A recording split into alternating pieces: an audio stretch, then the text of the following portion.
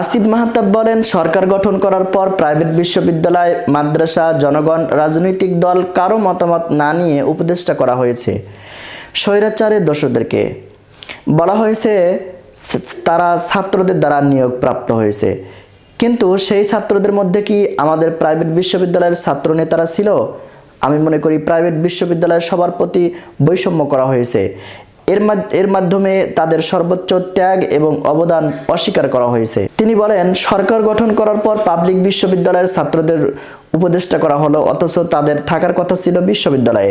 শিক্ষক হয়ে আন্দোলনের নেতৃত্ব দিয়ে এমনকি ত্যাগ স্বীকার করার পরও আমাকে একটা ফোন করার প্রয়োজন মনে করেনি সরকার।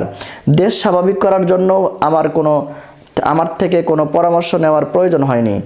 যেখানে আমি জনমুখী রাজনীতি এবং স্বৈরাচার বিরোধী আন্দোলন করেছি 15 বছর ধরে, আর এখন যারা উপদেষ্টা হচ্ছেন তারা স্বৈরাচারের দালালি করায় ব্যস্ত ছিল।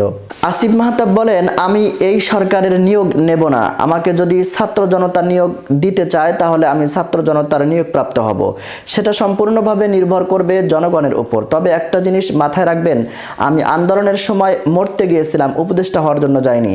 আপনারা কেউ যখন আমাকে চেনেন না তখন থেকে আমি সংগ্রাম করে আসছি, কোনো কিছুই চেনা পরিচিত পাওয়ার জন্য করিনি। ছাত্র আন্দোলনে নিজের ত্যাগের বর্ণনা দিয়ে তিনি বলেন, যে নেতৃত্ব দেওয়ার কারণে বৈষম্য বিরোধী ছাত্র সমন্বয়করা ডিবি অফিসে ছিলেন, সেই নেতৃত্ব দেওয়ার কারণে আমিও ডিবি অফিসে ছিলাম।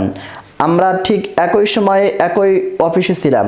তবে শেষ পর্যন্ত আমি কারাগারের ভেতরে আর তারা বাইরে চলে এসেছিলেন। তখনও ডিবি আমাকে মারধর করে ইনিয়ে বিনিয়ে বলেছিল যাতে আমি বের হয়ে আন্দোলনের বিপক্ষে কথা বলি, কিন্তু আমি তা রাজি হইনি।